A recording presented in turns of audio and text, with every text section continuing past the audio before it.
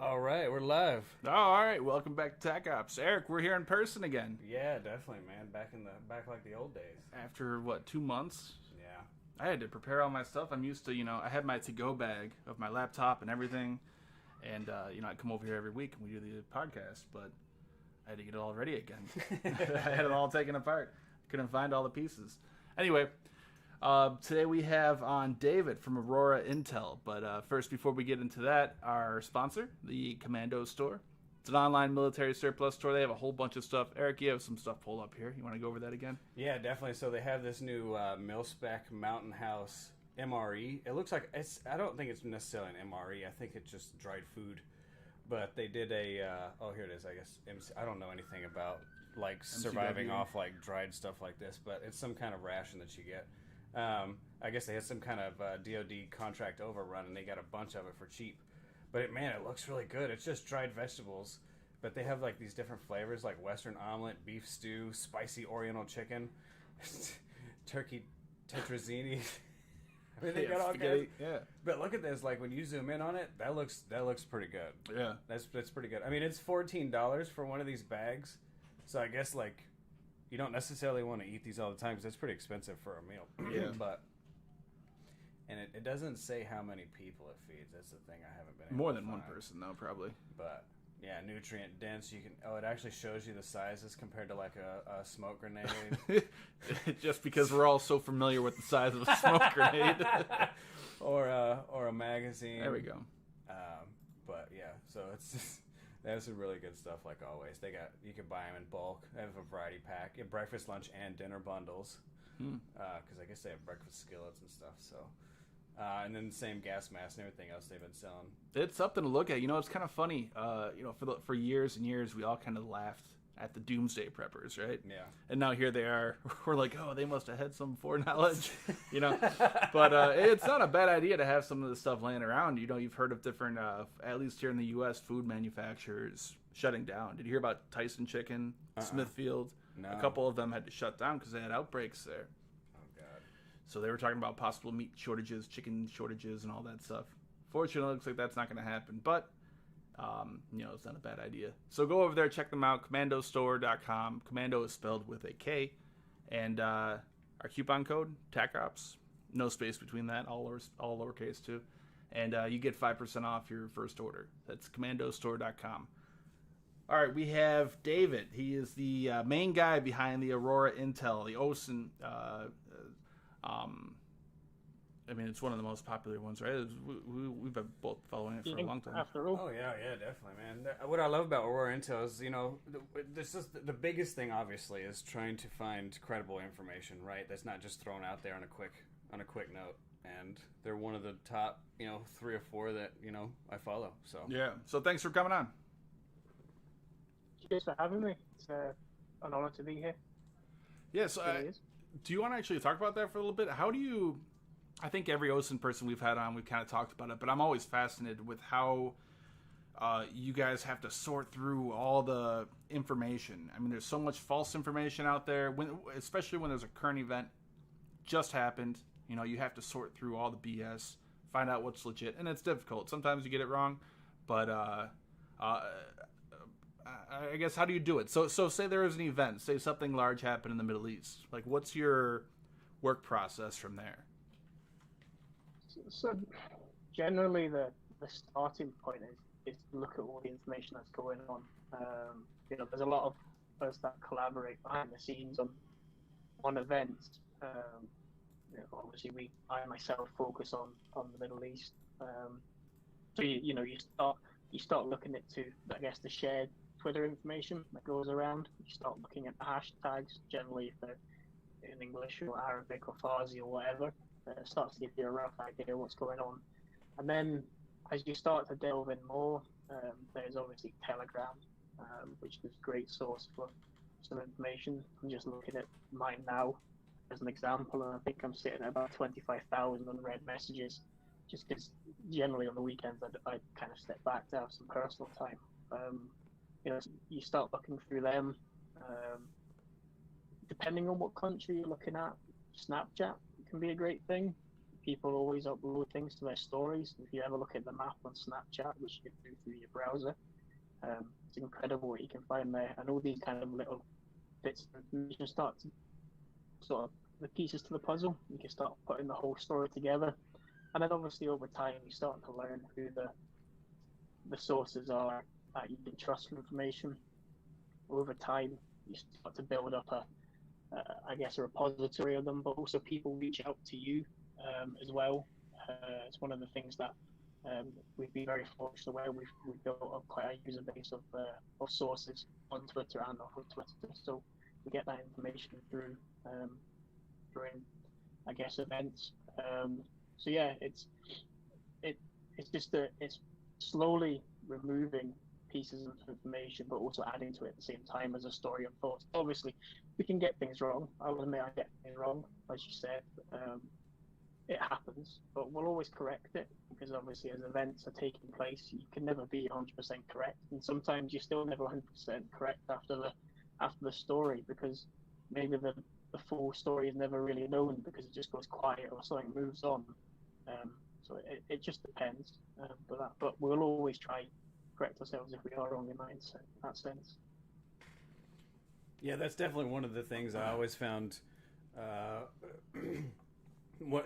guess the second best thing about a Twitter account, an OSINT Twitter account, or just an open source account is if they do get something wrong, they say, "Hey, look, we got it wrong." Like they make sure that we say, "Hey, look."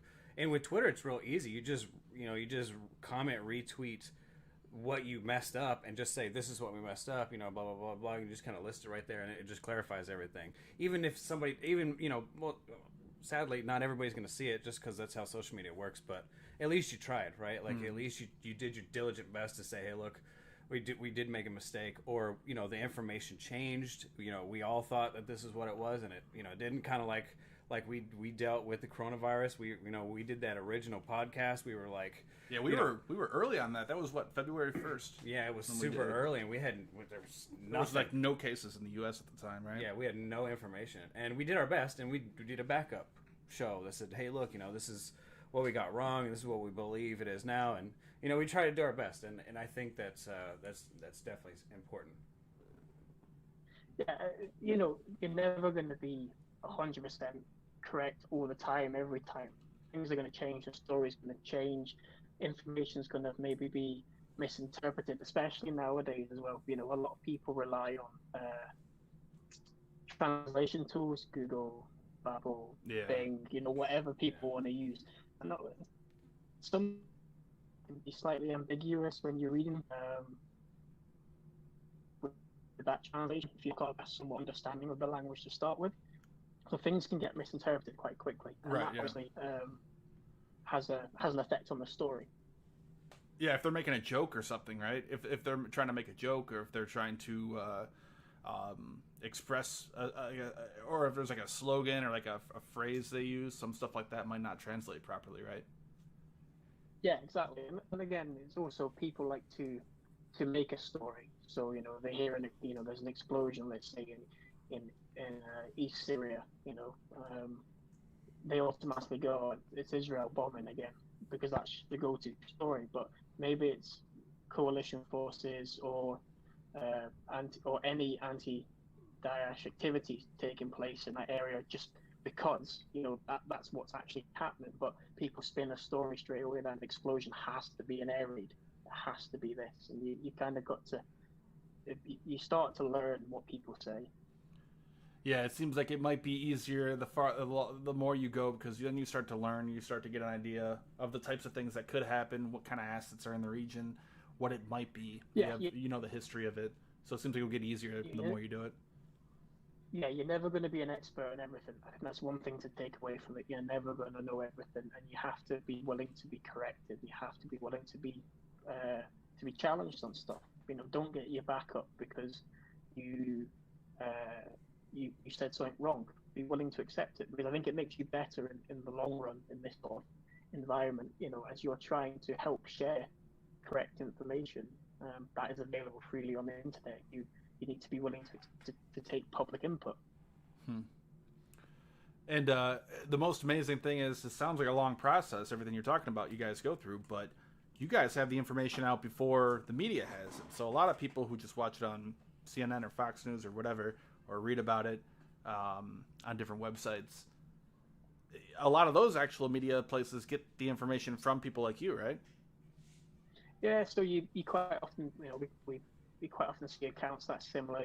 There's Conflicts W who focuses on Venezuela. I mean, I remember the Venezuela stuff when I started working alongside him on things, and he got some incredible exposure to that because he was really delved in there. You've got accounts like Elliot News who focus on a wide area of Middle East. You've got Account D that focuses on China. They all have their areas, but what we have behind the scenes is as a community that works together in multiple areas. And as soon as something kicks off, you will have your individual sources. Like I said, I'm very fortunate. I've worked with some amazing people behind the scenes, so to speak. But the sources, as soon as something happens, my phone goes off. It's crazy. Like I'll speak to one of the Katyusha attacks against the Green Zone in Baghdad, when we had the flare up there. I had a message from someone there saying I just heard an explosion and it just woke me up. And I found out about 10 minutes before the news broke, because you build that network of people. And I never expected to be in this situation. Far from it. I never expected, when Adam created the account and then asked me 4 days later to help him with this, I never thought we would be in this position, ever. I only expect there to be like 100 followers, if that, but it became a thing much larger. Yeah, you guys are pretty much your own spy agency, right? you have sources on the ground. You have access to satellite imagery, which we'll talk about later. But all these different things. I mean, you're the CIA from the 1970s. We only do post-event analysis. We don't do anything pre-event. I'm not into that. Yeah. I prefer finding out the truth from the event more than trying to work out what's happening before it. I don't predict anything. I try not to predict anything. Sometimes I have a laugh where I'll post like a random GIF of like me, I like my GIF, right? So if there's ever an image of me eating like a guy eating popcorn, it's because I'm just watching what's going on. It's much more interesting to work out what's happened after more than before. So you said earlier, all these different people have different areas of expertise. And I think you said you kind of focus more on the Middle East, right? Yeah. So the one big news in the Middle East was Iran firing an anti-ship cruise missile at one of their own ships. Yes, that kind of came out of nowhere. Yeah, even for the people on the ship, I don't think they were expecting it. Yeah, unfortunately, we shouldn't laugh. But, I think sometimes you see events building over time, right? But this one, obviously, the unfortunate event that it was an anti-ship missile getting fired at its own fleet. It's a tragic event, obviously. Accidents happen. Unfortunately, this is one of them. So the news broke. I can't even remember the time, but the phone started going off quite quickly. About a couple of accounts randomly mentioning about this event happening. Obviously, it was unconfirmed for a while, for probably about the first half hour I was covering it. And then more and more information started coming out. And then some of the pro-IRGC accounts that I follow for information to do with Iran, they started mentioning about it. And then from there, kind of bits and more pieces came out. Obviously, the Iranian army didn't release a press release for several hours about it.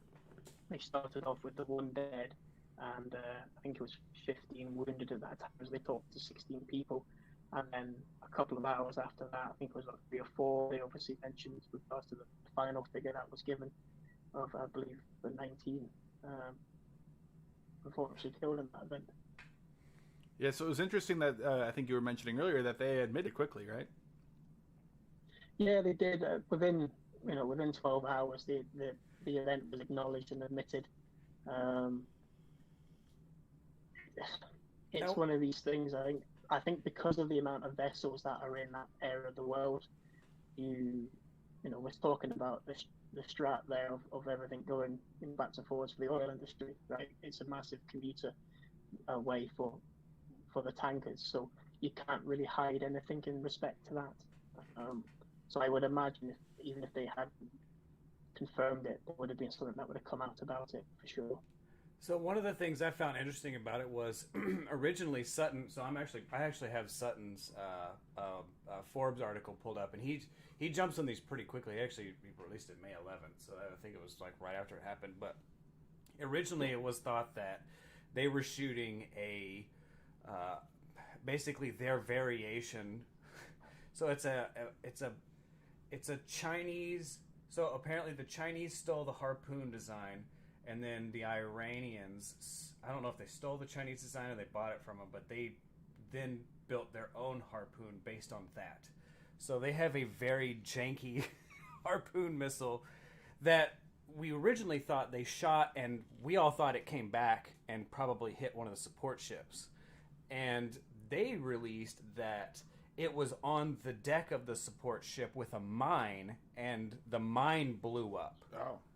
And so that's why you see it. It looks like only the top of it is blown up. Whereas had the harpoon hit it, it would still look like this, because the harpoon's going to hit it, just above the waterline and take out the superstructure of the ship, just like you see here. Yeah. Well, the harpoon has two different attack methods. It can either hit at the waterline or it pops up and hits like the superstructure of it to take out the bridge and everything. Right. But you have a video too. You want to pull up that video? Oh yeah, yeah. So there's a video of it on fire here afterward. Yeah.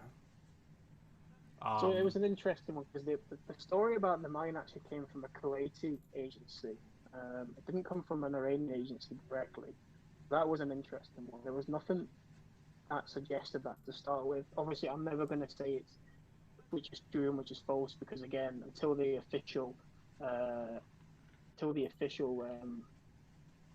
statement comes out, we have to just go with what we know. So the stories that came out of the IRGC channels and the Iranian channels was that the auxiliary vessel was placing targets for the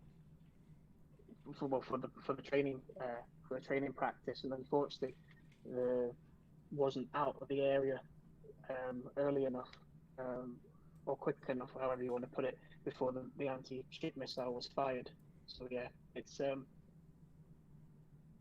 there was only one source on that mine claim. So I thought it was a bit odd that a mine would be on an auxiliary vessel, but again, that you just know about that.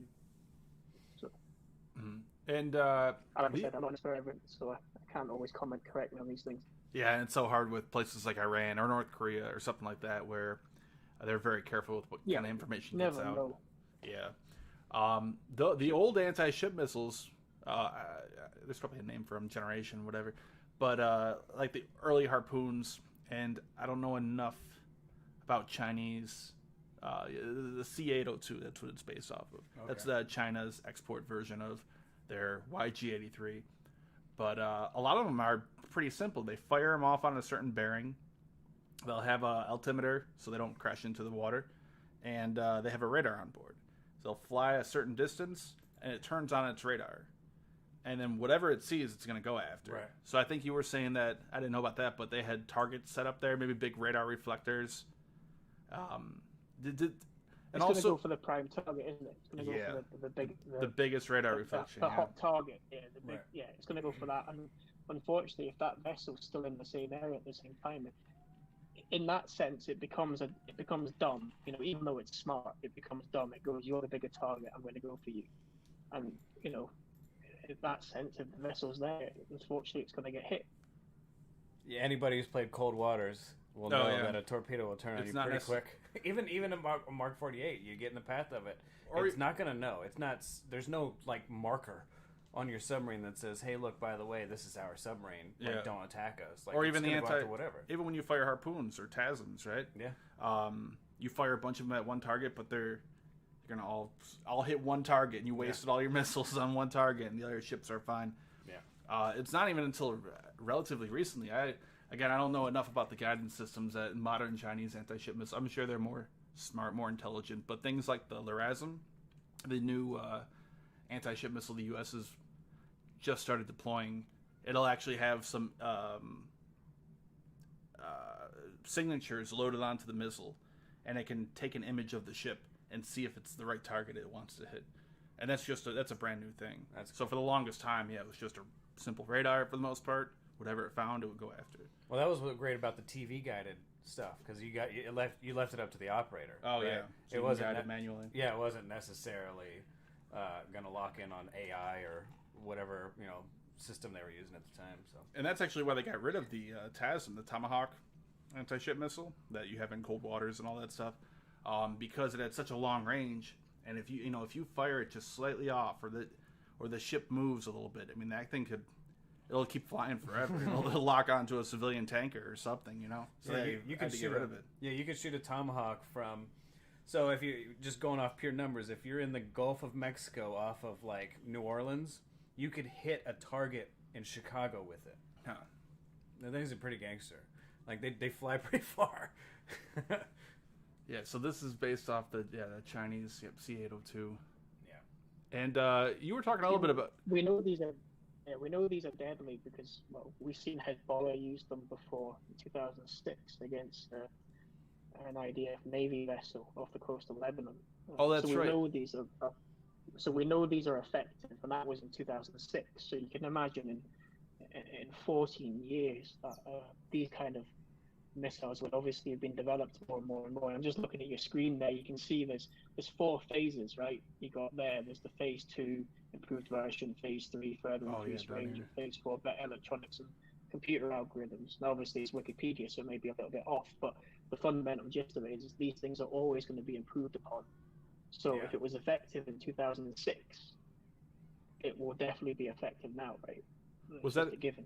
Was that against the IHS or INS? I forget what they call it. The Hanit? The Israeli ship? That's it. I couldn't remember. Yeah. Yes, it is. Yeah.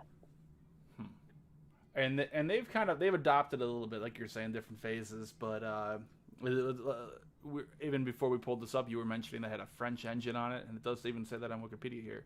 Iranian version of the French microturbine TRI-60 engine. So they've done a little bit to this based off the original Chinese version they got.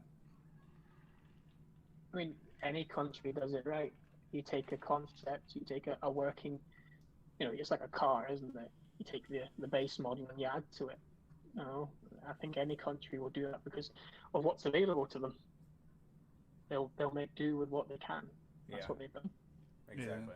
Is there any restrictions? I mean, maybe you might not know this, but when you're selling weapons like that, like China, do you allow Iran just to make their own version of it and make it domestically? I mean, obviously, if they start to make their own, then they're not going to be buying any more from you.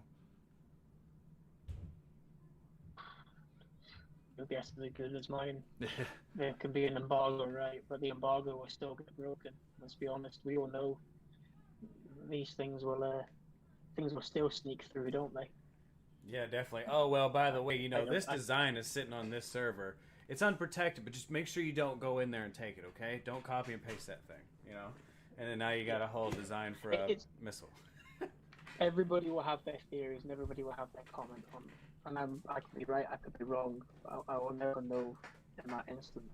But we all know that things can get past blockades, and we've seen it all before, and things move around, and we're kind of watching one of them unfold at the moment. The Iranian oil tankers heading to Venezuela, right? So we're kind of watching a scenario of obviously we're not talking about weapons here, but we're talking about a commodity item that is in contention due to restrictions and due to sanctions imposed. And like I said, it's not weapons, but it's an example of where things might get through just because it's just the way the world works.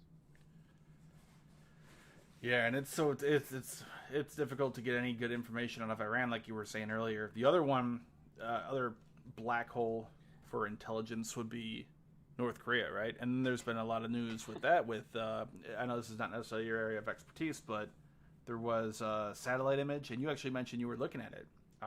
I could not find it, but you said you were looking at it. North Korea So they have, correct me if I'm wrong, they have a square somewhere where, is it in Pyongyang? Yeah, it is. You know what? I actually can't remember. Someone gave me the coordinates, so I had a gander. Okay. So they have a square there where they have the portraits and statues of previous leaders. And from what I read, you only get a portrait or statue there once you're dead. That's it. Like if you're alive, so Kim Jong-un. So they're moving these things. There's a lot of movement at the moment. Yeah. And again, you said you were just looking at one image, one snapshot, and you don't know what happened a half hour before that, a half hour after. It's hard to tell, right? What's going on? Right. Like the satellite imagery today, we're very fortunate where we have commercial companies available like Sentinel Hub and that doing obviously the European Space Agency stuff. You've got Planet who have their Dove satellites at 3 meter per pixel resolution, or the SkySat at 0.8 meters per pixel. They can give you a real good insight to what things are going on, but that is a snapshot within a potential 24-hour window. It's like, you drive your car every day. The car is off the driveway for that however many hours, but at that time your car was captured on the drive by a satellite. Someone could say a story, but you never left your home that day. And you could be like, well, I did. But it's like, oh, well, the satellite imagery says you didn't. It's like, that only was at that moment in time. So while satellite imagery is good, it needs to be make sure it's used in the correct context to show over time. And, things like Sentinel Hub, they give you a time lapse. So you can, obviously it's a 10 meter per pixel resolution, but you can view things as things move on and progression over time, weeks and months and even years in some area, to give you that full picture. So it's difficult. Obviously governments around have access to more readily available satellite. I don't know the ins and outs of what the US have available to them in a sense of on a daily basis run of satellite imagery. But, they've got access to this, so they can get a bigger picture than what we can. So yeah, it's a hard one. You've got to be careful with satellite imagery. While it's a great resource, and I use it avidly for the things that I try and give the full picture to the readers on Twitter and elsewhere. We've just got to make sure it's used in the correct context. Yeah, because the significance of this, if they are moving it around, people are speculating that therefore that could mean that Kim Jong-un did die, or they thought he was going to die, and they were preparing to put up his portrait there. But again, you can't read too much into it if you don't have enough information. There's some great resources out there. Again, it's not my area, North Korea, but the satellite imagery spans, I guess, across the world as a thing. I think is it 38 North Pole? Yeah, 38 North. Yep. This group, a website that covers North Korea, and they were on about the train thing, with this train being in this train station. Oh yeah, in this compound, and and like because they know the history of that, they're able to build the story and the picture because they're able to track it over the months and over the years and so on and so forth. But when you get someone who reads that into that single captured image, they can spin it in any way they want. Yeah, and that's the problem with it. Absolutely, yeah. It looked like his train. I haven't followed it enough, but after seeing that story, I've looked at other pictures of his train. I remember seeing satellite images of his train when he went to China, when he traveled different places, and it looks like it's. But that doesn't mean necessarily that. Oh, you have a picture of it pulled up here? Yeah. I'm gonna pull it up. That doesn't necessarily mean that he's dead or anything. It just means he might be at his resort there. And what was it? Sure. Wosan. Yeah. So. Yes, it is. Yeah, just on the coast there. It's understanding the bigger picture while just looking at a single snapshot, which is always difficult, right? He's got a nice little resort there. So here's the rail station here, and then he has you can see the concrete barriers up to the beach there. He's got a track and oh man, I'm sure pools. Yeah, I learned about the swimming pool boat. That was something new for me this year again, because North Korea is not my area, right? Yeah. His little swimming pool boat with some. The water slide on it, right? Yeah. He's got a big boat with a water slide on it. Does it? Yeah. See if you can find that. It is interesting. It's funny. I remember hearing a story about Kim Jong-il, so the leader before Kim Jong-un. He was the world's largest importer of Hennessy cognac in the entire world. Like, he just, I mean, that's what they do. These guys are, especially him. What is he, like 35, 36 years old, and he's running a country. You know, he's a dictator. He has complete control over every aspect of it, and they have nuclear weapons. And he's only 36 years old, or 37. We were talking about embargoes and trade embargoes before just a minute ago in relation to Iran, but I think, was it Vice? They did a story about Kim Jong-un's Mercedes getting into North Korea. I think they did an investigative journalism piece on that. And that's an example of where things can get in even though they're not meant to. I think it was Vice. I could be wrong in that, but I vaguely remember reading or seeing about it anyway. Again, it's just an example of where, you know, as much as there's sanctions and whatever in place, things still get in, you know. I'm sorry, Eric just pulled up a picture. Can you imagine him going down that water slide? I really want to see a picture of that. I'm trying to find a closer picture of it. I can't. That's all you're gonna get, a satellite image like that. Yeah. But yeah, I think it was Vice. I remember that article talking about different ways they get in different luxury items like that. But that's gotta be crazy. I mean, only being that young, and he took over power back in 2011, I believe. So he was almost 10 years younger than he is now. Looks like they're dismantling it. No more pull boat. No more slide boat. Yeah. It's a big pool. It's an Olympic-sized pool with a big giant slide tower on the back. Yeah, because you want to go off into the actual ocean. Yeah, that'd be gross, right? Yeah, it's funny when you, like I said, North Korea is not my area, right? But like when you're looking at images and you see some of that, you're like, okay, that's unique. It really is. Yeah, there's so much cool stuff that comes out of countries like this because there's no way, Trump's gonna pull some shit off like this. I mean, he probably could. Maybe he would. He probably could. But you're not gonna see like the Ayatollah or something in Iran, in the Persian Gulf with something like this in your area in the Middle East. There. The thing is, if Trump was going to pull it off, it would be an 18-hole golf course, right? Yeah. It would be a cruise liner, and every floor would be a different hole. I'm sure he's got it planned. Well, yeah. If it was Kim Jong-un Kim Jong-il still alive, and he was the one who met with Trump instead, if that would have happened, we all know that Kim Jong-il would have destroyed him at golf, right? Isn't the official story going around that he had a hole-in-one on every single hole? He had 18 hole-in-ones. Yeah. Yeah, I remember that. Ridiculous. So it's fun. And if you want to talk about that, I've always been interested. Yeah, I remember that. Yeah, I've always been interested in the whole commercial satellite industry. So we have incredible access. I mean, even if you just have Google Earth, you have access. I mean, think about it. 30, 40 years ago, nobody had access to this. Spy satellite, the CIA, or intelligence agencies like Russia or the U.S. were really the only people who had any sort of access to this, and now we have it for free. Or like you were talking about, Sentinel Hub, the European Sentinel-2 image satellites. You can get access to imagery from today or yesterday. Very recently. Not at the greatest resolution, but that's got to change a lot of stuff, right? Like, I mean, anyone could really have access to this stuff.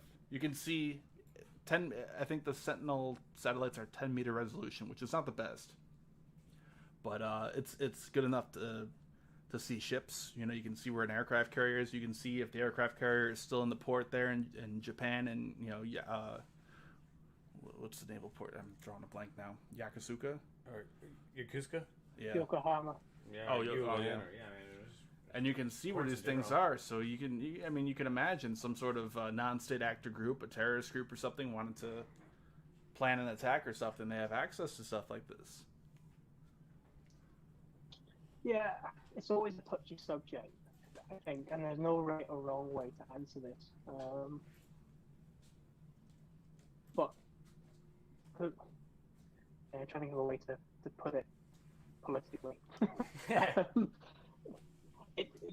I think that the key thing for satellite imagery, it's about post-event. It's about understanding the event. You're never gonna be able to get anything pre-event unless you really are in the know. And let's be honest, nobody who does this as a journalist probably or any OSINT person is ever going to really be in the know, because that's not their job. They're not involved in government stuff or anything to do with the military or whatever. Whatever people want to believe, people say, whatever conspiracy theories they want.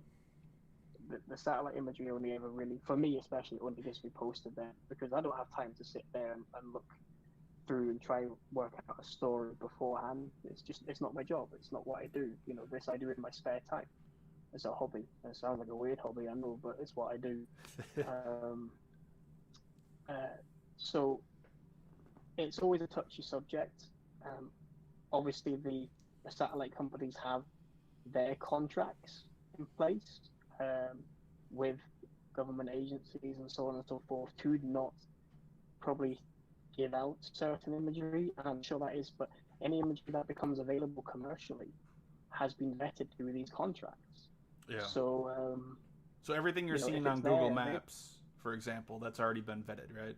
Approved to be released. Well, yeah, and then in Google Maps sometimes it's blurred because the country says under the laws I want it blurred, and it gets blurred. So if it's freely available, then if it's commercially available, then it's free to anybody, right? If they can afford to pay for it or any sentinel, they can give it free. Yeah, I think Greece does that. Don't they blur out every military base they have?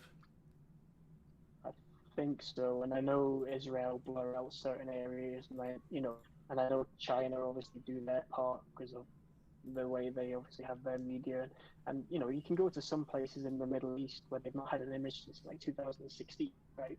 Yeah. And it's just because so, but if you're willing to pay the money, you can go on to places like Apollo mapping, and you can pay your $400 or whatever you want for your 60 kilometers by 60 kilometers, and it will and you can get your high res 0.5 meter resolution meter per pixel, and there you go. You've got your image. But again, the satellite company wouldn't release it unless they were allowed to. Yeah. So what are the forces behind there? If it's an American company, I can understand them being subject to American laws. But if you're talking about a company registered anywhere else, does the U.S., does NATO, or other world powers try to limit access to different things like that? Like Israel is a good example. I remember there was some sort of law passed where you can only have resolution up to a certain amount of Israel. So if you, like right now, if you look at Google Maps or something, you'll notice that the satellite imagery of everywhere in Israel is much lower than everywhere else. I know I've looked at right at the border of Egypt and Israel, and it'll be real clear right where Egypt is. And then yeah, no, that law is going to bug me, because I was speaking about it recently. So there's a law, if I remember correctly, it's 2 meters or below. There's a law to say that they can't have imagery. Again, I can't remember what it's called. Yeah, see if you can find that, Eric. Yeah, but yeah, these contracts are in place with the there you go. The Kyle Bingaman amendment. Yeah, that's it. Yeah, 1997.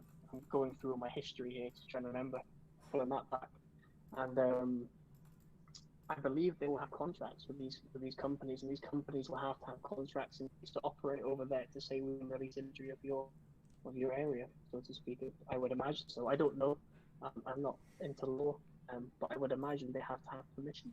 I would have guessed they would have. Mm-hmm. So what else can I think it's interesting. So yeah, obviously satellite imagery offers us incredible capabilities. You think back to the 1960s, early 60s, or even late 50s, when you had a U-2. You had to fly over Francis Gary Powers. You had to fly over the Soviet Union and take pictures to even see what's there. I mean, they could be building a big ICBM base out in the middle of the country, and you would have no idea. Unless you had to fly over it with an airplane and take a picture of it. Now, nothing is really hidden. But that's not even completely true, though, because like we were talking about, a satellite imagery is just a fraction of a second in time. You don't know what happened before or after. And a lot of countries can track. They know when these are going to fly over, right? Yeah, you can. There's like, was it Y2Go? I think it's one of the websites, and there's PulseSat. There's all these websites that you can track them. But the other thing as well, you need to remember, satellite only gets photos on top of the ground. We've got no idea what's happening on the ground. You know, you take Iran's satellite launch several weeks ago. That came out of nowhere. Nobody predicted that. Yeah. Not even the guys who watch Iran like hawks predict that. You know, we've had scenarios where we've seen them building up because they go through the preparation stages. You know, the shipping containers turn up. You start to see the gantry moving. You get to see things moving through satellite imagery, and the world gets a buzz about it because, you know, these things are getting predicted and you see it. But this one came out of nowhere. That day we woke up and they'd launched a satellite and it was successful. Okay, whether or not the satellite's actually working is a contentious point because some people say it is, some people say it's not. You know, people will argue about that probably for a long time. But that came out of nowhere because they were working on that underground, or because the images were taking snapshots that you can't see these things. So things still happen without, even though you have all these eyes. But again, for the people like myself, we're just doing in our spare time. We're never going to have enough eyes and time to see it all. Yeah, that's the hardest thing. Do you ever come across or use any sort of artificial intelligence when you're looking at satellite imagery? Because I know that can help out a lot. You can type in a few lines of code and have it look for certain objects or certain things, like a missile site or a different thing like that. No, I rely on my two eyeballs because I think I tried an algorithm once and I was like, "What are you doing?" And it just didn't look right, and it just didn't work out right. It made everything red. And I was like, "Oh, I don't like that." It just looked like it was flagging danger to me straight away. So no, I do the good old put a layer over a layer on. I use Pixelmator. I've got a Mac. I've probably got a lot of people who are now booing me right now who are listening to this. And I just unclick and click the layers quite quickly to hide and see them, and that's how I pick up on changes. Into I've got pulled up. This is pretty sweet. I've never used this before. This is like, it's live to the second of exactly where it is. Yeah, what do you have pulled up here? This is the space station. Oh, okay. Yeah, I don't want to get too deep into it because I don't want to like kill the podcast stream. But yeah, but it's got to be difficult too because like we were talking about with Planet. I mean, how many satellites, how many cube satellites do they have up there? It's a bunch, right? Yeah, I mean, hundreds, I think. You can't really necessarily hide everything. So I know they used to talk about this with Area 51. They knew when the spy sats, they knew when the Russian or Chinese sats flew over. So they would just move everything into a hangar or something. They have hangars in Area 51 right off the runway. So they can scoot the aircraft in there that they're working on, wait till the satellite passes over, and then it will come back out. Or they would test it. But there's got to be so many of them, it's got to make it very difficult to do that. I think you've got ISI back up again now, which is the Israeli imagery stat guys. You know, I think got an example there. They did in a tunnel in East Syria, right? That just hides it underground, and that's it. Job done. It's hidden from the satellite. Yeah. Yeah, they're incredible. You're talking Okay, about yeah, you can see that. Yeah, you're talking about that ImageSat International, right? Yeah. So, like, for example, you can see the progress of the tunnel getting built, right? It's, you know, and that's the giveaway, okay? But you know for a fact they're going to put stuff under there. So it's like the bit that you're the prime example of. This is you watching the story evolve over time. If you just took a snapshot of that tunnel, someone could turn around and say, "Oh, that could have been there for years. How have you got evidence?" You know, you need to look at the long story. Right. Yeah, I was actually trying to look up I'll try to find it if I can, but there's a quote from one of the Stratcom generals, and he's like talking about the cube satellites. And he's tumbling? Like, he's like, yeah, they're just tumbling pieces of crap. Like, they don't actually do anything. But that's actually normal, though, for a CubeSat, right when it's launched. Because they're usually too small to have any internal gyros or reaction control systems on board. So they use, like, the atmosphere doesn't just stop. It keeps going up. It gets less and less, but it keeps going up. So they'll use that almost, and they'll have like their solar panels like wings, and they'll straighten themselves out over time. But so what are we looking at here with the with this Imam Ali Iranian military base? So this is what is the significance of this? Was a base that started getting built in early to mid 2019. It's right on the border of Iraq and Syria. There's a brigade that is affiliated to the IRGC Quds forces called the Imam Ali Brigade, and this started popping up. And then over the last less than a year, there's been two significant airstrikes there. My dates are fuzzy. There was one in September, if I remember correctly, which took out the original bunkers, hardened cement bunkers for whatever they were storing. And then there was another one in March, which basically, in quotations, finished the jobs of the above ground concrete structures. And then in the last month or two, this tunnel has started to be excavated. It's an interesting one because there's a thread that I've got on it. I did some digging into it as well once ISI released it. This tunnel is built on the side of a hill. You can't quite tell from the topology on that image, which is why I did the thread, but it is quite a significant incline in that hill. The area is quite hard rock, which I think ISI allude to as well from a geological point of view. So while the tunnel won't be long, it will potentially be quite deep into the hillside. And again, it doesn't probably need to go very far in to do its job. So from a protection point of view, it's from above, it's quite sturdy from the geological rock area around it. But obviously, there's a big hole at the entrance of it. So, if you've ever watched the Italian Job and it's when you blow the bloody doors off, that might be the scenario we see with that. But we'll wait and see how it goes. I guess I haven't been following the conflict recently close enough, but wasn't eastern Syria mostly still controlled by the U.S., or I guess I kind of didn't pay attention to it as much after they were announcing that Trump was, removing troops, but they didn't completely do that. So is that area no longer controlled by the U.S.? I thought it was east of what's that big river valley here? It's a hot pot. The Eurofats and the east of Syria is a hot pot because you still got Daesh doing their bit. You still got the SDF up there. You still got the US coalition around there. You've got the Iranian forces who are in there. Honestly, it's it's like a free for all. It's it's so difficult to focus on everything. And again, there's accounts that I could give credit to. There's one called Woofers, Not Woofers, who focuses on Syria as a whole, and that counts incredible for following all the activities.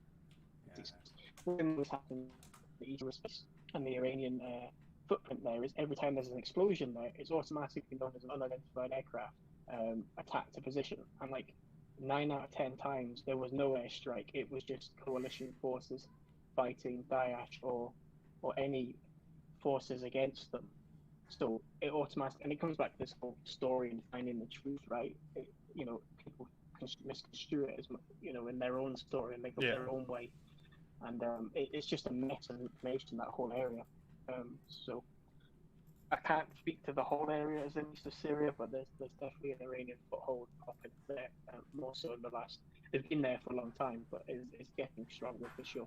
That's going to be real confusing to keep track of for someone like you who focuses on the region. I give up, mate. Honestly, just stick with the areas that you want, and that's it. Because otherwise, it's and again, it's all this working, speaking to these people behind the scenes, speaking to the guys that you know, and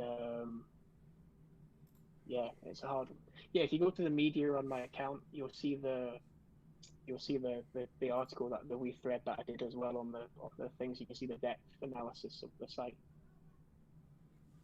Oh, I was just pulling up Not Wolfer's Twitter account. I'll have to pull yours back up. I was just flipping through. I'm having Twitter's super slow right now. It's been super slow all day, and they're shutting down. So I have a Twitter or a Chrome extension where it'll let me use old Twitter. So I don't know if you guys have noticed, just watching it back in the day, but Yeah, they're shutting that account down. They're shutting that server down, apparently. They call it the legacy server, and they're shutting it down, so now I've got to use stupid new Twitter, which sucks so bad, and it's really slow.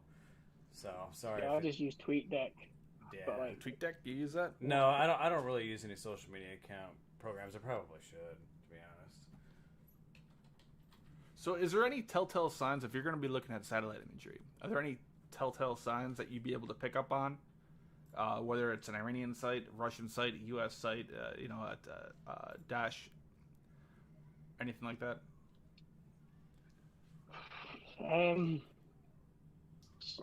Yeah, no. Over time, you start to learn what structures look like. So when we come to the Imamali one as an example, the concrete structures were 30 meters by 10 meters in size. So, and then you look at bases in Iran, and they're similar in design. So therefore, you start to put things together. You start to learn if we think about back to the Aramco attack in Saudi last year. You look at Patriot site there as an example. You start to know that's how a Patriot site looks, because that's how they're designed. Same as a Hawk site in Iran, looks like a Hawk site because they use the same topology and design of them over time. So you start to learn things bit by bit. Again, you're never going to be an expert, right? Yeah. I'm never going to say I am. So I can look at a base and I can go, okay, but there's people out there that you can speak to, and you start to learn things over time. Yeah, I kind of missed the days. I mean, I guess I wasn't even alive when this was going on, but you look at old stuff from the Cold War, all the old surface-to-air missile sites were very, very defined, very clearly laid out. I mean, if it's a SA-2, SA-3, SA-5, very, very, very defined sites, and you can very easily spot it. But then when you get into Patriot, S-300, S-400, stuff like that, it's not quite as well structured. Like an SA-2 site, you'll never miss that, right? Very defined, kind of Star David look. You've got the fan song up on your screen at the moment, and that's an SA-2 site right next to Damascus Airport, and it's been there for a long, long time. Looks like some out of Star Wars. Oh man. Yeah, the old stuff before the phased array radars came I just pulled up your overlay that you laid. Basically, the image we were looking at down on. Sure. So this is I always find, for me, I don't know if it's just me, but when I look at the imagery, even though I look at it regularly, I always struggle with scale. I always find things difficult to really like take in how big things are. Mm-hmm. Because you're never really working in, you're working in an absolute, but you never quite appreciate how big an area is, because you just click and you zoom and you drag and you look over it and you go, oh, that's nice, and then you move on, sort of thing. But one thing I always found was when you're looking down, you're always looking back. My idea satellite imagery, but people don't always like that because of the angle. Some people do. Obviously, it's one of these things. But you never quite understand the topology of the landscape. So one thing I've started looking at recently is superimposing the imagery over using digital elevation mapping to show the area, so you can actually try to imagine how it looks. So I threw this together over a lunchtime, just so you can see where the tunnel's actually going into the side of the landscape, so it gives you a rough idea of how it would actually look in the grand scheme of things. Oh yeah. Yeah, I've noticed that a lot with North Korea too, because they have a whole lot of, pretty much every single air base they have next to a hill or a mountain, and they have a hangar built into the side of the mountain. So there's a taxiway going into the side of the hill, and you really can't get a good idea of what it is, but that's why I like Google Earth, because you have the elevation on there, and you can change the angle, and you can see that, okay, there's a hill there, and they're hiding their aircraft in there. So this area that we're looking at as an example in Syria here, there's no elevation mapping in Google Earth. So that if you go into the next image, you'll see there's an elevation line if you want to click and make a path. But when you're actually looking at it, it doesn't create that landscape like some areas. So obviously, like when you go into 3D view in Google Earth, or Google Earth Pro, you sometimes get the hills pop up. It doesn't there. So some of these areas that you're often looking at, they're hard to really fully understand how the topology of the land is. So yeah, I haven't. It's a very useful tool. I've done that. So you draw a line with the polygon tool or whatever it was, and then the measurement tool, right? And then you save it into your thing, and then you can right click and show an elevation chart. So yeah, it goes from about 208, 209 meter above sea level up to 221. Yep. That's interesting. So then you can't. It's sometimes when you're looking down on these things, you don't get quite of a. Again, it might just be me because I don't know why, but I just sometimes struggle to see with the scale. Also, it also helps to sort of confirm your thoughts or theories about things. Yeah. So do you think these are really gonna? Oh, really quick. So I did not know this. I guess I just didn't bother looking into it too much. ISI, that's an Israeli company. Mm-hmm. Okay. That makes sense why they're always posting right after every Israeli attack. Yeah, definitely. I was wondering why they were like so nice and detailed, and yeah, because we were talking before the podcast about talking to Intelliplus. He was like our third guest we ever had on our podcast, and he was really good about he would basically take images like this and put them together really nice. I don't know if his Twitter account's still active anymore. I have to look, but it was really good, and he did it by himself. So it's really interesting to see what somebody can do really dedicated to one spot, and what Israel does. Yeah, they only have to focus. I mean, well, they have other stuff, but they just focus on Iran and Syria for the most part, and they can put a lot of manpower into it. And they have it's like a whole state behind them, and he's just a dude, like hanging out. It's just crazy how much information you can get. Like we were talking about earlier, it was only the U.S. or the Soviet Union who could have access to anything even remotely close to this. I mean, even back then, they had satellite imagery. It was on film, right? You're not going to be able to get an elevation chart necessarily. Maybe you can pull up, an elevation map somewhere and then kind of compare it. Okay, that goes up there, but you're not going to get a 3D view.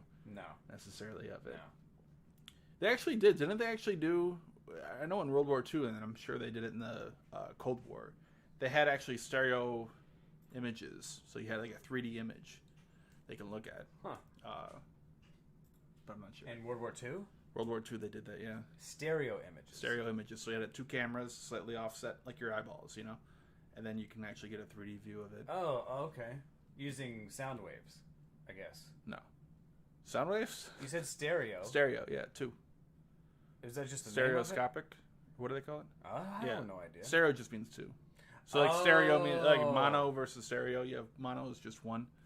Stereo will be two. Oh, I did not know that. That's how little I know about sound. I'm not a sonar tech, man. I'm sorry. I'm just a mechanic, man. Okay. But it just blows how much information you can get, and that's what you do, right? Open source. You don't have access to any top secret things necessarily, or multi-billion-dollar budgets. You can do all this from your computer. Yeah, it's. I think the key thing is more fishing for the disinformation. There's a lot of information out there. You just got to kind of work through it, wade through it, however you want to put it. You can drown in it. All the information that's there. It's just making sure you find the correct pieces to put the story together, to put the correct story together. Yeah, and I think that like your Twitter account, Strat Sentinel. We were talking to Ryan at Strat Sentinel, and we talked to Teleplus, all these guys that have sat down and really done a lot of work. Because it really just comes down to how much work you're going to put into it, right? Because you could sit there and say that something's this thing just got released, or this boat just got hit by a missile, or whatever, and nobody really knows, and you just kind of throw that shit out there. But you guys really vet your information, and I think that you really see it in the followership now, because you guys are, over 50,000 followers on Twitter, which is big, man. That's huge, and Strat Sentinel's the same way. Like, I think Strat Sentinel's is like, 80,000 or whatever. Like, you guys are like blowing up, and these stupid Twitter accounts that just kind of feed on the fire really is what it comes down to, is they're just trying to stir up followers. and they're just kind of retweeting bullshit and they don't really care, they don't get as many followers. I don't honestly think they do, and I think that it really does show that if you sit down and you just try to do your work, and even if you're just a person that just really dedicates themselves to one thing and you put it out and it took you a whole month, trust me, man, like, people are going to pick up on it. You know, nobody knew who H.I. Sutton was a long time ago, and that's all he did. He just grinds out these amazing submarine images, and for a long time he didn't have a lot of traction, and it just, you know, it's like you guys, it just exponentially gets bigger and bigger. And I think that growth only really comes with being credible and putting out very good information. You know, it's like Sutton. If somebody's stealing your shit, it's because you're doing really good work. You know, his stuff is stolen basically on a daily basis, I think, at this point. Or even like Tyler Rogaway too. I know he has that problem. Yeah, I mean, it's just so good that, you know, if you're out there and you just don't want to put the work in and you're just trying to hit up the new people trying to find this information, you can basically jump in the way and say, no, I have the answer. Even though you really don't, you just copied somebody's answer, you know, and people will go, oh, well, who are you, you know? There's a lot of people out there who like to be first with information, whether it's correct or incorrect. Because it gets views, right? It gets clicks. Yeah, and, you know, there's a lot, I spend a lot of time, honestly, if people have got Chrome, I wish they would just do right-click and search image from Google. Man. Because it's like, you know, like, 90% of images that come out, you're like, it's the first thing I do. It's like, you right click it, you search on Google, and away you go. And even then, I'll sometimes share it, because if it's like a legacy image, there was one that came out a couple of days ago of a Fata 110 rocket missile, in Syria from 2016, and it got shared. And I was like, oh, you know what? Like, even though it's old, it's a really nice close-up image of an example of it, right? Yeah. So it gives you, you know, and sometimes old images are great for that sort of stuff. So, you know, but yeah, it's the follower count thing is interesting, because, like I said, I just do this in my spare time. You know, okay, maybe I take up way too much time, and I probably should be doing it, but that just keeps me out of trouble in some respect. So yeah, the follow count thing's funny. I never expected to be where we are. You know, I've got two of the guys that help out. Adam obviously started up the account originally and asked me to help him. I've got Nish as well, who came along to help out with other stuff, and it's a team effort. You know, and there's loads of other accounts behind that we speak to behind the scenes, as I mentioned. So yeah, it's a humbling thing, and it's nice to hear that people value our content.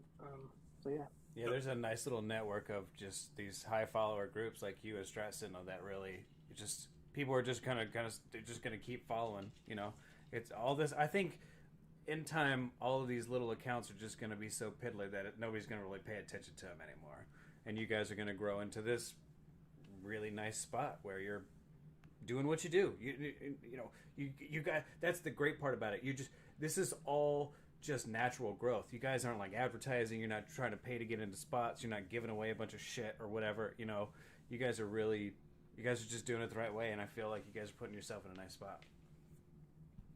I think the other thing that's good as well about the other groups the other people that we work with, like I said, there's Conflict, there's Ellen, there's Warfoods, there's D, there's Air Intel, there's a plethora of accounts that we work with. We're all human, so we all add a bit of humour to it. So you'll see, like, there's the chicken there or whatever it is getting ready to eat popcorn in the recent media. I love a GIF. So, like, I'm human. I have a life out of this, and we add the human touch to it. As much as we're serious about what we do when we're sharing information, we can have a laugh. Sometimes people take things too seriously. Oh yeah. And I think that's one thing that I always strive with Adam and Nish, is that we are human. We are our own people, so we've got to have a personality. And it's one thing that I think that we've done. You know, if I make a mistake, I own up to it, and I'll own up to it in my own way, sort of thing. Which is a hard thing to do, especially when you kind of become, don't want to say role model, but a leading figure in this industry or in this genre, right? It's a hard thing to admit when you're wrong, but that's a very, very important thing to do because you want to be right? You have a lot of people relying on you. You have, 53,500 followers right now. That's a lot for Twitter. Yeah, it's a lot, man. And and people are relying on you for the correct information. And I've been caught in that trap before too. I was going through Twitter real quick, and it was one of those BS accounts where they just post a bunch of stuff right away. I think it was. Oh, I can't remember what it was. Call him out. Let's hear Oh, no, I don't remember the name. Definitely don't remember the name. I was trying to remember what event it was during, though. I think it was during the U.S., one of the U.S. Tomahawk strikes, and somebody released some footage. And I thought it was the real footage from the actual thing. And like you were talking about with searching the image, unfortunately, you can't do that with video, I don't think. But it was from something else from years ago. Yeah. Oh, man. So it's lots of screenshots and lots of reverse searching. That's what I say. If you want to find a video, you can find it. Yeah, definitely. The news things. It's a weird one. People still don't really understand how to play with it, I don't think, and it's really easy to just kind of be clickbaity and bullshit. And there's just so much of it now. There's so much of it that you can just dig into whatever you want. And there's no real punishment for being wrong. Either. So if CNN or Fox News or any of them, they want to say Kim Jong-un is dead, they're going to get millions of views, and then they issue a retraction later on. No one sees a retraction. No one cares. They keep the money for what they wrote. Yeah. TMZ is the one that I remember in recent memory because they posted a tweet saying Kim Jong-un was dead, right? And the groups behind all this, we all spoke about it, and it was like, who's their source? Dennis Rodman. It's like, they could be, we know that could be correct. 100%, for all we know it could have been. But at the time it was like, how can you verify this? How do you know? Yeah, but there's no backlash. Yeah, because there's a satellite image of a train there. And it's still up, by the way. Here it is, I pulled it up. Reportedly dead after, and look at the you guys can't see it because I have the logo up in the way, but basically, North Korea dictator Kim Jong-un dead, dies, heart surgery reports. That's the URL there, yeah. Dead dies. He died dead. He died dead. Look at that, 4.53 million on Facebook. Yeah, and you keep all that money and you get a bunch of followers. Yeah. Oh my god. So it's very hard. I mean, it's got to be very difficult to stay away from this. There has to be the temptation there, but you have enough dignity and to stay away from this stuff. It's got to be tempting, though, right? So the one night I remember more than anything this year was the Kazam Soleimani. Oh yeah. Just the whole news around that, right? Like, I'm in bed, 3 a.m. in the morning, on my phone, like it's got crashing because the whole thing was crazy. People were posting it was confirmed like an hour before we did, just because we didn't want to be that just that account that posted it. And I remember, I think I just put excuse my language here, people, but all I put was Jesus fucking Christ as the tweet when I finally got like I think I remember that. Actual, yeah, like I just remember because I'd finally got that bit of information where I thought, you know what, now I can actually say it's legit, because it was chaos that night. There was so much going around that you didn't want to fall into that pit, because every time there was a strike in Syria or a strike in Iraq or something, the rumors would begin of a high-ranking Iranian official or this or that, and it was always him, right? So he died like 16 times. Yeah, he did. There were so many rumors, body doubles and everything. He was he was an interesting character. I followed him for a while, and I was so surprised when he got confirmed. You never wanted to. But I just remember it like 3 a.m. in the morning for me. And I was just like, oh my god, this happened, and I still think people don't quite understand the repercussions. Yeah. Even though we obviously had we had the attack on the base in Iraq. It's not over, right? There's no way it's over. No. People need to realize that, the repercussions of it. But yeah, that's a vivid one that I remember. Just been like 3 a.m. in the morning, sitting on my phone still, basically it crashing and dying on me. It was just chaos that night from an onlooker's point of view. Obviously, in Baghdad, it was obviously chaos, and that's a whole different story for people who are there. We're observing from afar away, and there's people that live in this day in and day out, which I can't even imagine how that is, sort of thing. But like, as an observer sitting back when that happened, it was just like one of these moments where I was just like, whoa, like, is this a thing?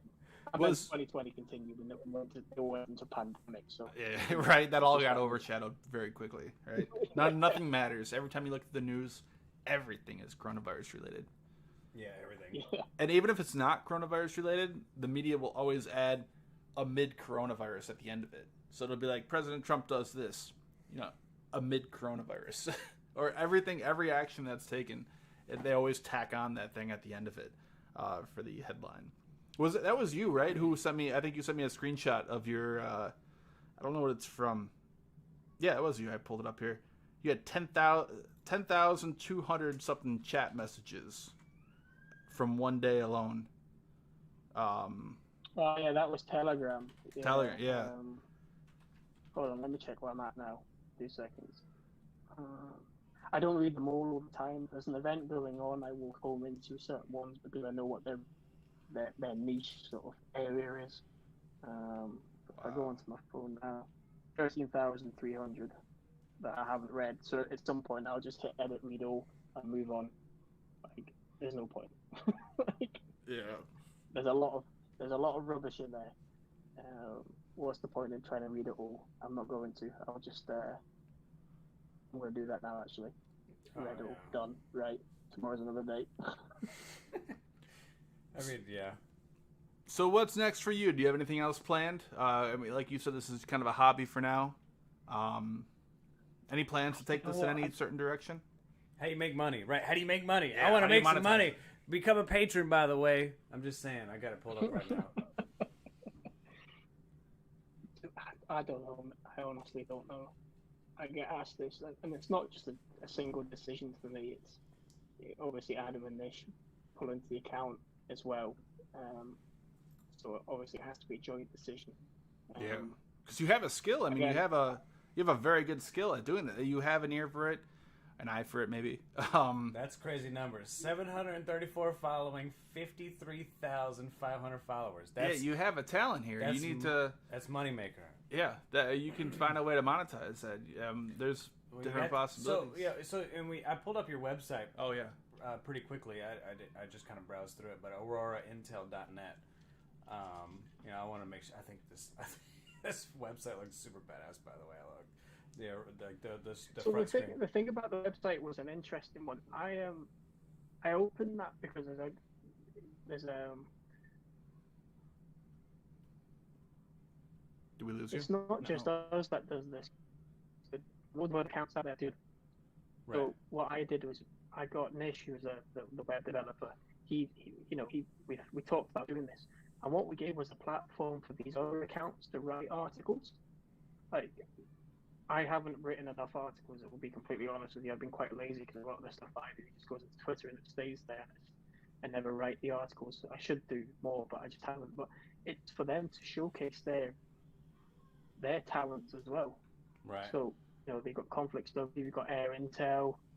Intel, all Sky, these and guys. Air. These guys know their stuff as well. So why shouldn't they have a platform to showcase what they can do? Yeah, Conflicts W, man. So what we're gonna do, just to go through some other topics, we're about to pull up some Drive. Oh, sure, go ahead. From Tyler, and just like almost any article at this point, everybody's pulling up Conflicts W. I mean, this dude's ridiculous. I love it, man. So, anyways, I'm just gonna go. In the one, there we go. Oh, the Venezuelan thing we didn't quite cover. I know that's not necessarily your area of expertise. And so who is in the Intel OSINT Twitter sphere? Yeah, who'd be Venezuela? Yeah, that'd be Conflicts W. That's him, right? Yeah, I'm sure if I go down. There you go. 100%. There you go. Yeah, that was an interesting one with the whole Were they trying to kidnap him or kill him? I've got no idea, man. Honestly, like, all I know is I speak to conflicts. That's his area. I'll leave him to it, and away he goes. You know, I've got no involvement with him whatsoever. Like, he's his own dude. He does his own thing. We talk in the background and we discuss stuff, and he tells me about Venezuela, and I'm like, yep, sure. And say that's a beautiful thing about it, right? You got Conflicts W, you got you guys, you got Strat Sentinel, you got just everybody just kind of randomly on Twitter. You know, like I all over the world too. Yeah, I DM people all the time about, hey, I heard this thing about this thing. You know, what do you guys know? And it's become kind of this like beautiful family. And that's good. That's good. Incredible family. You know, so you guys are pretty well in communication in the background, right? You guys have a close-knit network. At least you can easily get in contact with each other, share information. Yeah, for sure. Yeah, we talk on a daily basis. If not it's daily, it's weekly. You know, this conversation's always flowing. But yeah, if it's anything Venezuela related, just go to Conflicts. I can't stress that enough. He's just the guy for that. This was a weird one, this though, right? This whole thing was just a giant shit show. I don't understand any of it. These motherfuckers had passports. They brought their passports. They had passports on them. Like, how does that make any sense? If you're going to be breaking into a country, you don't have passports on you. That seems stupid to me. There is no way. I mean, from what you know, like you said, it's not your area of expertise. I know you defer to who Conflicts W, but from what you know, what you're familiar with, do you think the U.S. intelligence was involved? As I know Venezuela mentioned a few times that they thought. I hope not. If the CIA was involved in this and it was this bad of a fuck up, that says says a lot about the CIA. There's actually video right here of Pompeo saying that he wasn't part of it. If we were involved, it would have gone differently. Would you be able to honestly, I'm not the right person to comment. I just have to admit, I know it sounds a little bit controversial, but I just love the memes that came after it with the whole Jack Ryan thing. There was some quality memes on the go after the whole thing. Did you see them? I didn't see them. I didn't see that. Of course there is. That's awesome. Jack Ryan. Let me see. I know it was the whole. Yeah, I can't comment. Yeah. Fair enough. I just hope the CIA was not. The whole thing's bizarre. The whole thing's bizarre. Yeah, didn't they like run out of fuel or food or something? And it was just like two guys floating on a boat that were stranded, and they ended up on a beach. Like it was just so sloppy. Yeah, I mean you can see the pictures of them. So apparently they brought their passports with them. So this is the video. They have a video. Oh, yeah, sorry if you're a little bit behind, but here's the video of them getting pulled over, or with their hands up. It looks like they just floated into port. I mean, they got helicopters up. They ain't fucking around. There is no way they're fucking around. You know, right away when I saw this story in the news, I was thinking about. Remember, we did a podcast. We talked about the cruise ship that was attacked, and the Venezuelan ship ended up sinking. But it made me think about that, and right away, Maduro was blaming the U.S. on this, saying it was a U.S. attempted assassination and all that stuff. And I didn't believe it necessarily because they said the same thing about that cruise ship. They said it was a platform for special forces to infiltrate Venezuela, but yeah, it actually came out that this did happen. Oh God, yeah, yeah. See, there they are. I'm just talking to Nish in the background. He's wanting to come on at some point and chat with you guys as well. So yeah, nice. Nish in a future podcast. Yeah, they're there because that's what I do when I'm about to invade a country. You know, I post pictures of me giving a thumbs up on social media. Right. Right before I'm about to invade, I give a picture of a thumbs up. Got these motherfuckers right here. Post it right See that thumbs up? We got this shit. The whole thing's weird. I still don't fully understand it. My basic thinking is, I think you and I talked about this before. Obviously, I have no inside information or anything.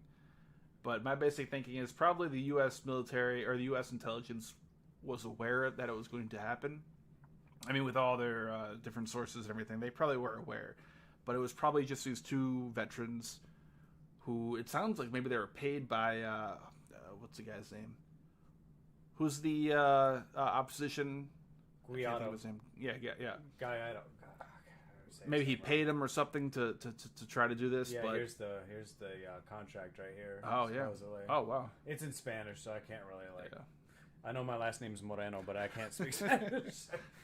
And we live in Texas. Stupidly, I can't speak Spanish. So. But my basic thinking is maybe they were aware of it. I don't think they sponsored it. At least I hope not.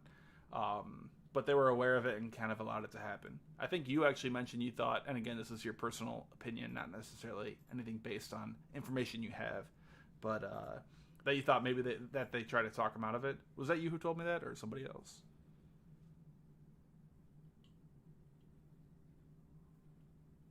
No, it wasn't. You asking me? Or you asking? I'm asking. Yep.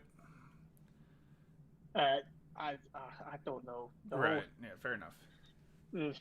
I don't want to comment because again, it's not my area of knowledge. But the whole thing just seems a bit amateurish. So it doesn't really make any sense at all. Didn't they have a website? It doesn't make any too? sense. They had a website? They had a website. Oh, okay. Click back. You were just on a page. I think it pulled up to it. So I believe these two veterans were part of. They made their own company.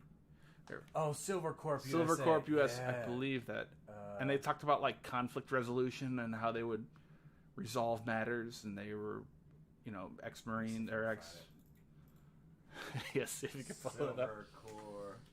It's a funny thing. Maybe you got to switch over to that area. It seems there's a lot of funny and interesting things going on in Venezuela. Risk management. But you get a lot of excitement in the Middle East. Oh, you found it? Yeah. Oh, it's still online? Man, it's still the website's completely online. Here you go. Here, let me. They have a video. Oh yeah, I got too many windows open. I'm gonna crash my computer if I don't close a few. Here we go. Silver Corps USA. It's still got a phone number. You can call them if you need protection. They'll send two guys. Do you want to play the video? Sure. Let's play the video. Hold on. Let's see what it says. Website promo. It just started out with a guy talking without. It's so loud. I'm sorry. I can't turn it down anymore. They're at a Trump rally. Oh my god, it's not even loading correctly. Oh well. There we go. They just slapped together a bunch of Here's a pier. We can jump out of an airplane on your pier and protect your car and talk at promos and protect your pier and look at my pier. This is so stupid.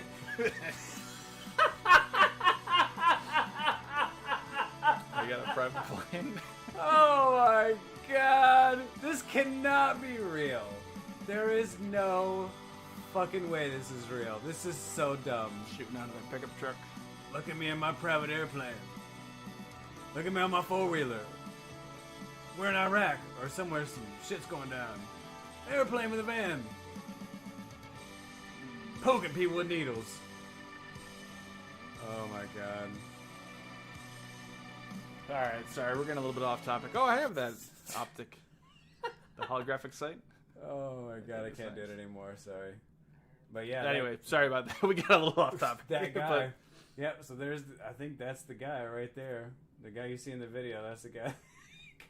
They got someone doing sign language. Yeah, that's the guy that got picked up. Yeah. So, anyway. Oh my god. Anything else we want to cover before we start to wrap up here? No, I mean, yeah, we got all kinds of stuff. Did we check the comments, see if there's any questions from people? Yeah, we got a few questions. So one of the things was counter satellite tech. Oh, yeah. I'm not sure if you're necessarily... Yeah, I don't know if you'd be necessarily aware of this. But when we're talking about commercial satellites, do you know of anything in particular? Like, can they shine some sort of laser at a satellite? I think it would be very difficult to track it. I don't know. We'll ask Space Force in a few years' time. Yeah, right. Yeah. I know that sounds like a bit of a comical, like a cliche comical answer, but I don't know. I haven't ever looked into it. Now, one of the things I have heard about is, supposedly they put repair robots up in space to repair satellites that can also, unrepair satellites if they really wanted to.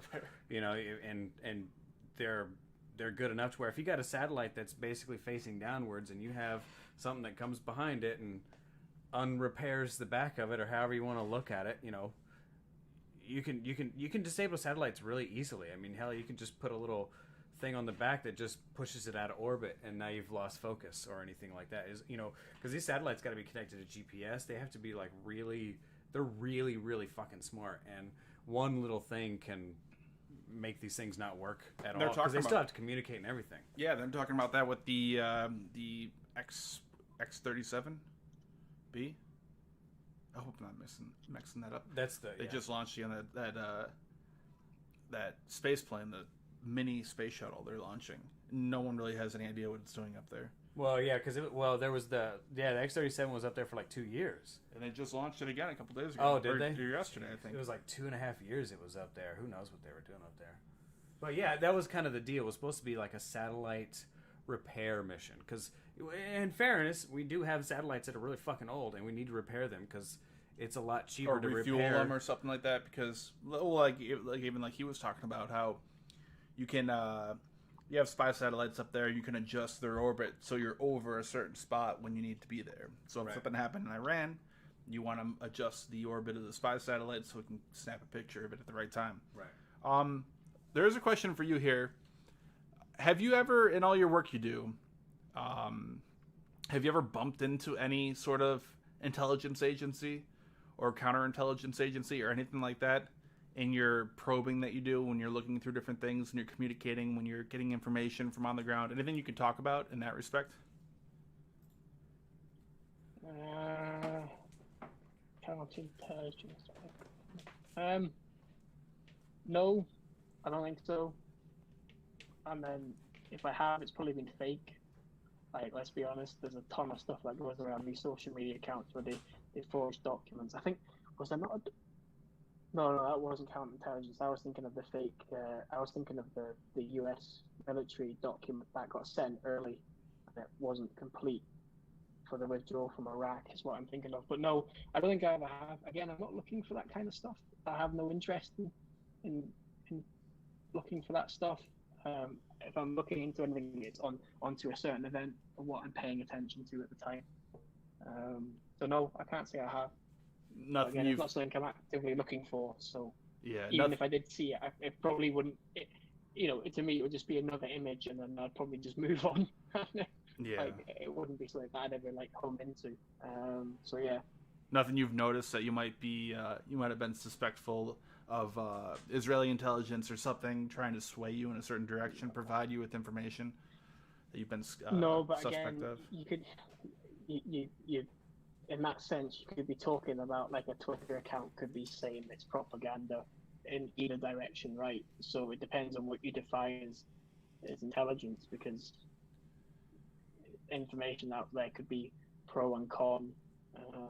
And we talk about bots, and we talk about trolls that are set up in camps, so to speak, from Russia or China or America, Israel, Iran, IRGC. So it depends on what you count as intelligence, really. So would you admit to it if you were? Because I'm not going to say the country, but just to put a little bit out there, I was contacted by one. Were you? Yeah, I was. No kidding. Yeah, they wanted me to do. I didn't do it, but I probably shouldn't go in anymore. I probably shouldn't even have said that. But well, I won't you can say a country. I mean, it is what it is. Yeah, you don't have to say who it was. You do start to brush up against some of that stuff. Someone did have that question on there.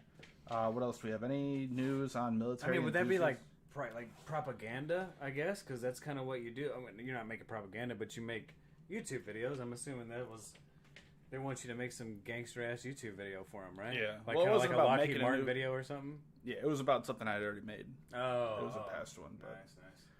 Maybe that's what you could do, though. Just to change the subject a second. So, sure. Nish is now he's listening into this, and he's now, because you played that Silvercourt video, he's now digging into the plane in the video. So you might want to get him on in a couple of weeks' time. Oh, hell yeah, there you go. To some info about the plane, and he's already sent some messages to me about it.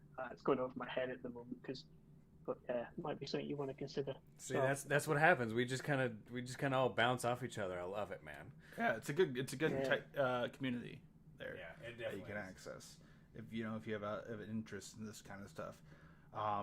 He's great with planes. Honestly, the weird one was the helicopter down for Kobe Bryant. When he passed away, and Nish picked up on it because way before the news broke, it was him, because the helicopter was going in a weird path, and he thought it was a bit odd. And about half an hour before the news started really circulating, or maybe an hour before, he picked up on this obscure helicopter incident, and it happened to be that, and it was kind of like a holy shit moment again, because he noticed that fine, unique detail of something out of the ordinary, that he picked up on the story. So yeah, he's great with his plane stuff and his aviation stuff. Yeah, I've got it pulled up right now. There you go. Yeah, That's incredible. It's incredible how many people have their own niche. I mean, just small, random, obscure things that they're so good at. Like who do we have on before? Stefan Watkins, right? Yeah, Stefan Watkins. Just tracking ships and stuff. Yeah, and aircraft. Yeah, just anything in general. Like if you have a passion for it at this point, like what was the movie we were talking about? Fucking with Cats, right? Oh yeah. You just got to have that passion for whatever that thing is, and you can find open source sorry, Twitter's being all slow, but you can find enough open source intelligence that you could do really cool things with it. You know what I mean? Like find somebody who's fucking murdering cats or just being a weird serial killer or whatever. Yeah, we all have our little our little areas of expertise. Like behind the count for the three of us, it's like I do my satellite imagery stuff, sure, and Nish does his aviation stuff, and he's also good at other things. So there's a plethora, and then Adam as well. He has his areas of he's great at collaborating information together and sort of understanding really pulling all the information out of these one kind of little things here and there. Right. So we all sort of bounce off each other in that sense. Adam, whenever event's going on, I'm messaging him about something, and he's like, yeah, got that link already. We're great as a collective working together, but we're also a small part of a bigger cog, so to speak. We all work together. Yeah, definitely. And I think we've become like a really nice network of people that you can listen to and stuff like this, because man, there's so much stupid shit because anybody can say. And I made a joke the other day. I said we don't have an Intel squid. We don't have an Intel an Intel dolphin. We have Intel dolphin now, actually. We don't have a Intel. Oh man, I'm hurting. We have an Intel fish? Crab. Yeah, we have an Intel crab. Yeah, we don't have an we Intel have fish. an Intel puss. Yeah, Intel puss. So there's an octopus. We don't have an Intel shrimp. We don't. There's Intel dolphin. Yeah, you just got to put yourself into a name. It's all marketing, right? Because nobody knows who you are. You could be just some asshole, just putting out misinformation. You could literally be, a government or a company or somebody with an agenda that could literally push something. Or a government, yeah. Do you think Twitter does a good job? Not Twitter, the company, but the people of Twitter using Twitter do a good job of sorting that out. So we were talking about people who just post a bunch of clickbait stuff, false information, to get the quick views. The audiences on Twitter are great. If you want a laugh, just get drunk and just browse Twitter. It's great fun. People know what it comes with the credibility thing, as you said, and people know who to look for. Now, obviously, some people's credibility is it goes to personal opinion, right? It depends on who you are and what your beliefs and ideologies are, and so on and so forth. I mean, let's not get into too much, but like QAnon, and it just becomes yeah, you get where I'm going with this. So exactly. Yeah. People's credibility is built on what they post and how they analyze stuff and so on and so forth. But yeah, you will know quite quickly if something's fake news, because within minutes of something going on, people will question it. It's become more that in the last year for sure. I think before then there was a sort of if it's on the internet, it's real kind of thing. But now it's becoming more questioned on a day-to-day basis. Mm-hmm. Man, it's so dramatic just how quickly you can get amazing video. I was just going through Conflict's Twitter account, and there's a picture of a helicopter that crash landed with video of the blade still spinning. Like it's like, you won't see anything like that unless you go on Twitter, and you have to find credible sources like you guys that, and not just credible. The it's like Tyler and all these guys that really impress me is that you guys are like dedicated all day. And I'm sure you guys don't sleep a lot of the time. And you get, like you're talking about, you get calls real early in the morning about this thing that's happening. And it's really important for your platform, your business, your however you're running your thing, whatever your deal is. It's really important that it is up to date. It's new. It's credible. All this stuff all at once. And you guys just really do it well, man. I there's like, because I try to keep up with, especially the naval side of it. Like I try to keep up with naval attacks. Like there was one, there was some kind of pirate attack. I'm assuming a pirate attack today off Somalia.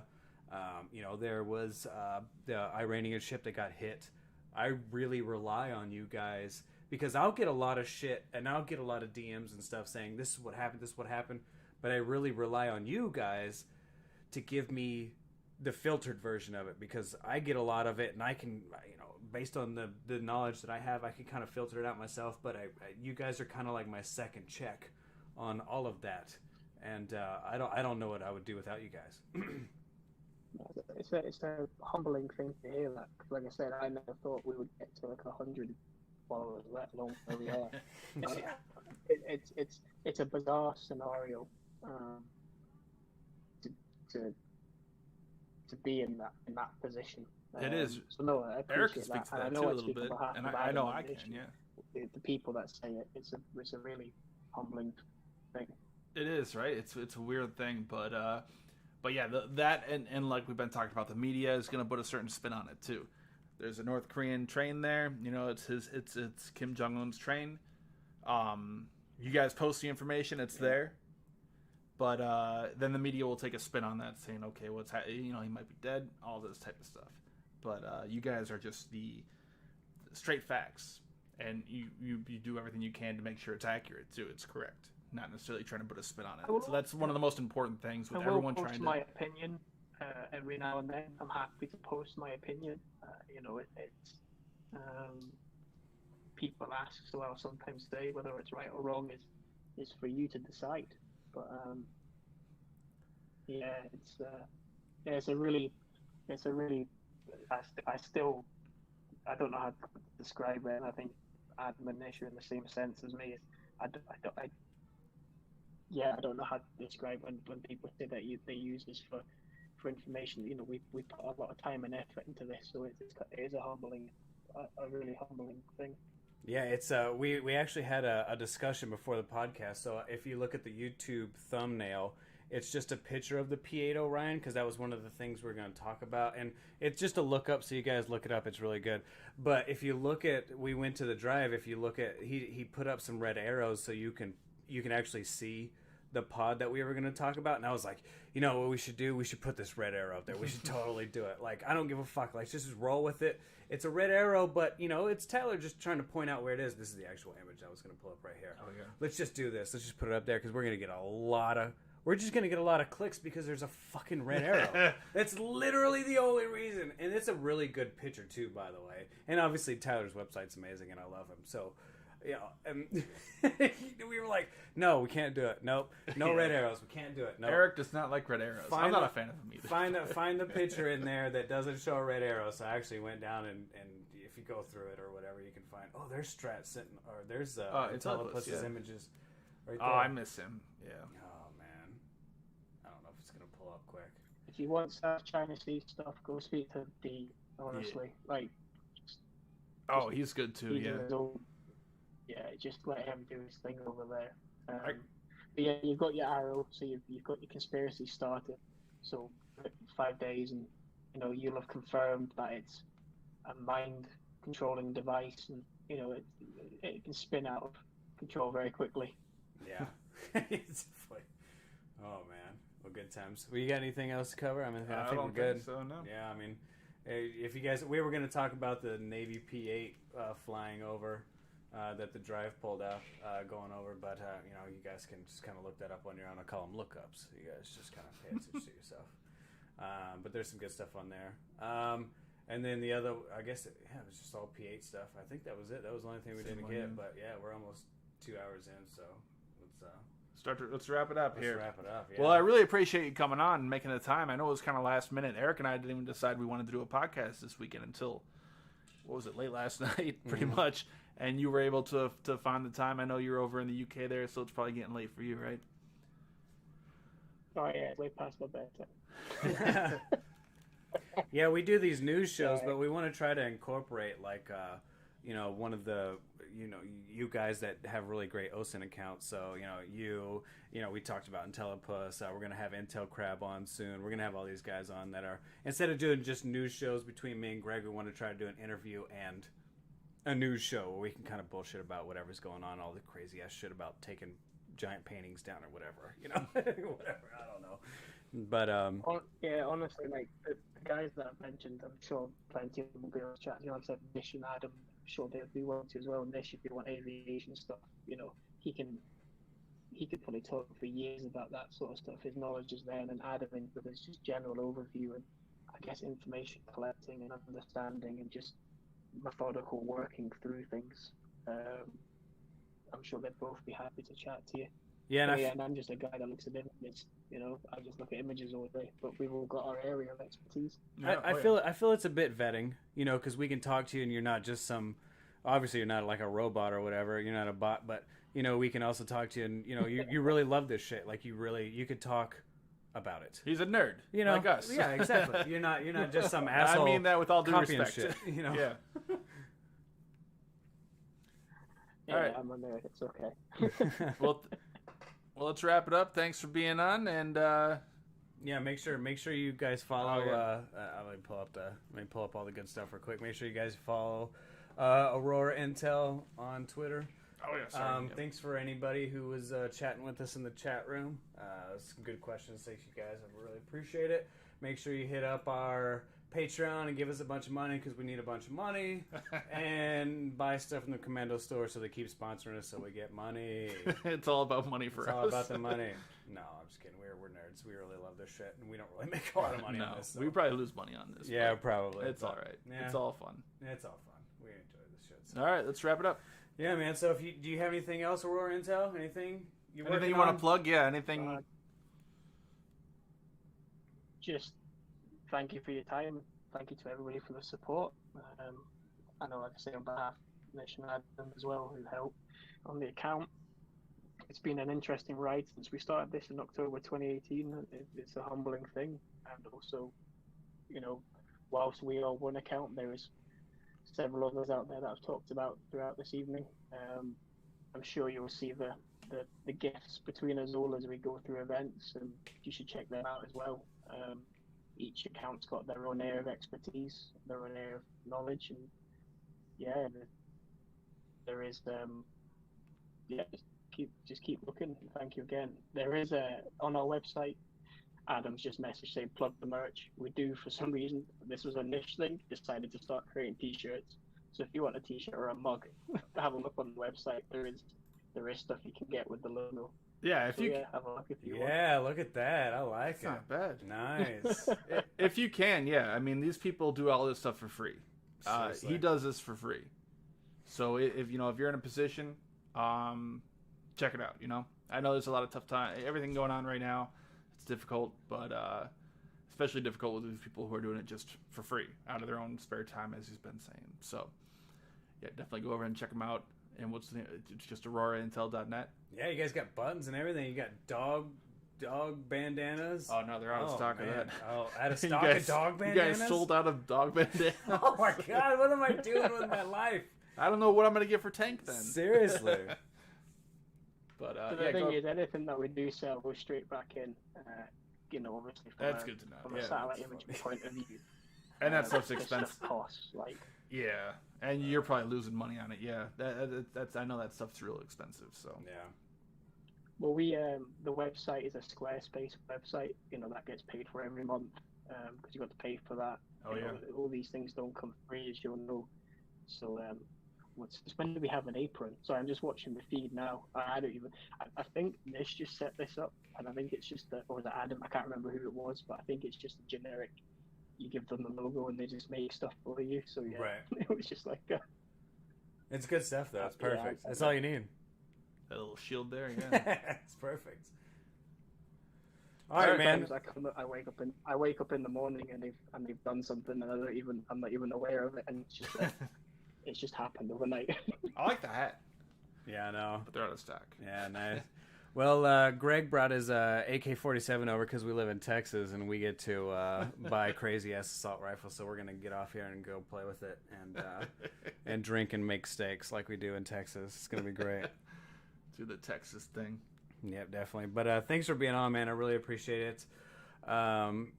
Make sure you guys go to everything we just talked about. And David, don't hang up.